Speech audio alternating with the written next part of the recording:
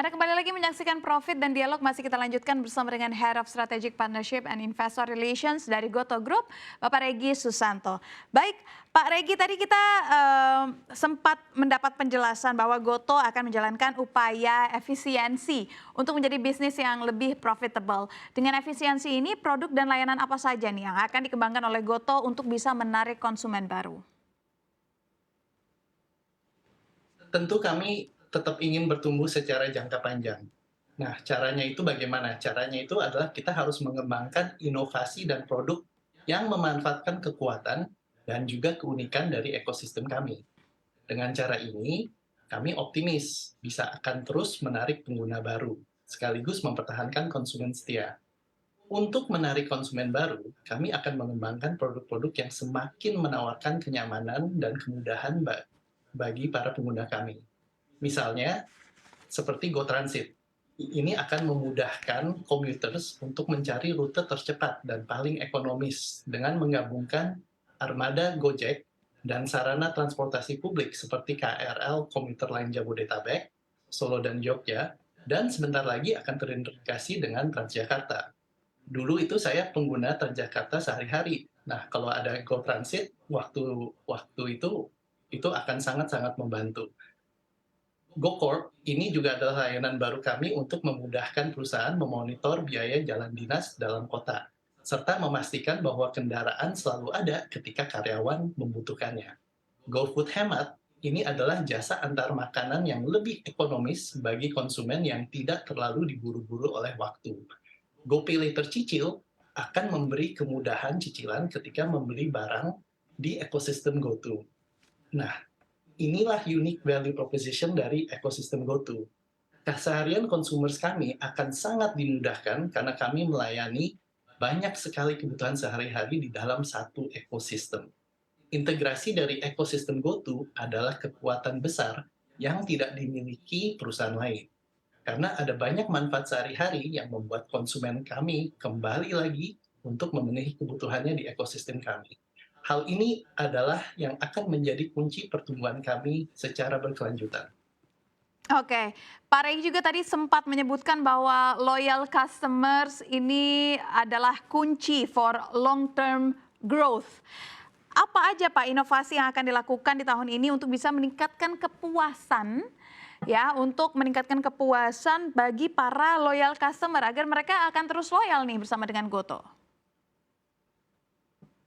Nah, moga-moga Mbak Syafina adalah satu dari konsumen loyal kami ya. Jadi kami akan terus membuat produk-produk yang akan lebih baik lagi supaya bisa meningkatkan pengalaman untuk konsumen setia kami.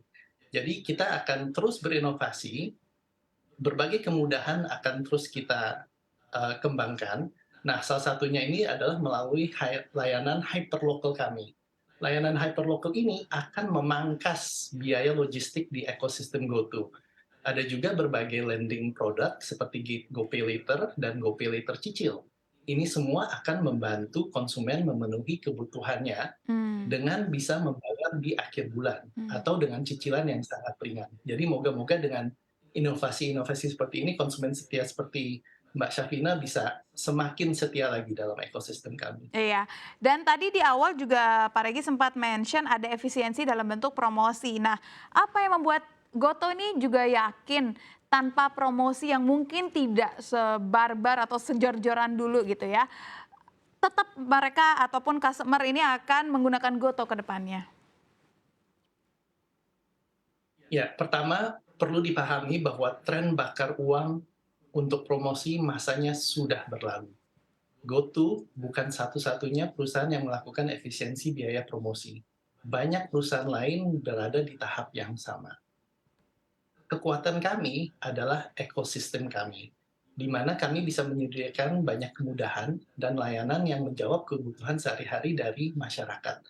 Kebutuhan seperti berpergian, mengirim barang, belanja, sampai membayar dengan aman dan dalam waktu yang bisa diprediksi. Ini sudah menjadi kebutuhan dasar dari masyarakat.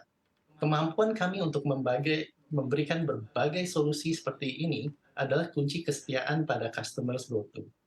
Ketika para pengguna kami menyadari bahwa layanan kami menjawab kebutuhan sehari-hari mereka, ini akan semakin membuat layanan kami menjadi lebih mudah, reliable, dan juga terjangkau.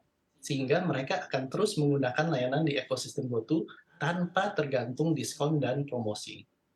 Nah, mungkin contohnya dari keluarga saya sendiri nih. Dulu sebelum ada Gojek Tokopedia, kalau mau beli sesuatu harus ke toko, beli makanan harus ke restoran. Kita harus nunggu kendaraan, harus nunggu di pinggir jalan. Nah, anak-anak saya, mereka juga sekarang jauh lebih senang bisa memesan makanan atau misalnya bubble tea atau minuman kesukaan mereka di rumah gitu, sehingga mereka lebih punya banyak waktu lagi, bisa interaksi dengan teman-temannya, bisa juga bermain dan juga bisa belajar. Jadi semua layanan kami ini membuat waktu yang ada ini bisa semakin lebih hemat dan juga semuanya jadi jauh lebih mudah. Kita ini sudah sangat bergantung pada teknologi yang disediakan untuk bisa memecahkan problem sehari-hari. Makanya tidak lagi kita tergantung pada diskon atau promosi. Hmm. Dan kalau misalkan kita kembali lagi Pak, untuk berbicara mengenai keputusan bisnis. Satu pertanyaan terakhir, baru-baru ini juga Goto merombak struktur Dewan Direksi dan juga Komisaris.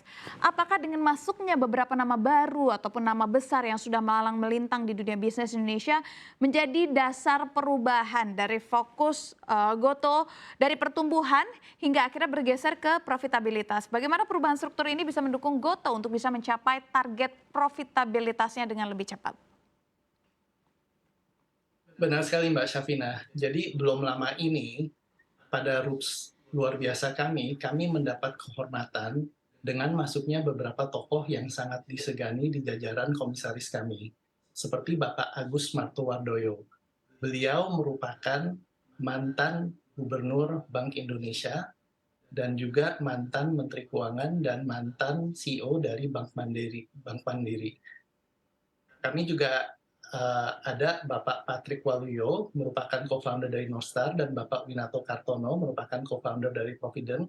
Northstar dan Provident adalah dua perusahaan private equity dan investasi yang sangat terkemuka di Indonesia.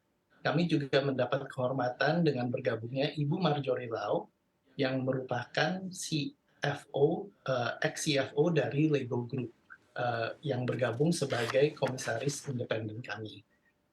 Pengalaman tokoh-tokoh ini untuk membawa bisnis menuju profitabilitas sudah tidak diragukan lagi.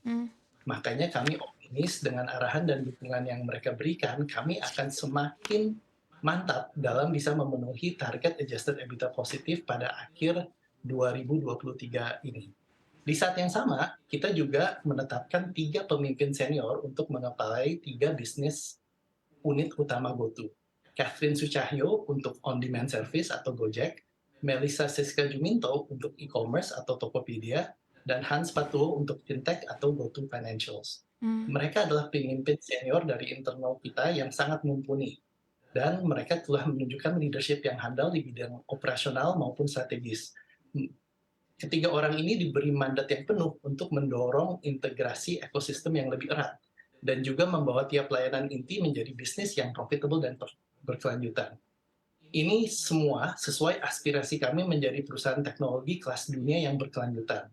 Kami membutuhkan gaya kepemimpinan yang inovatif dan punya komitmen tinggi untuk menjadikan GoTo menjadi ekosistem yang unik, profitable, dan membawa dampak positif bagi seluruh masyarakat. Baik, kalau gitu terima kasih banyak Pak Regi atas bincang-bincangnya. Saya ucapkan terima kasih kepada Regi Susanto, Head of Strategic Partnership and Investor Relations dari Goto Group. Sehat dan sukses selalu untuk Anda. Terima kasih sudah bergabung bersama kami, Pak.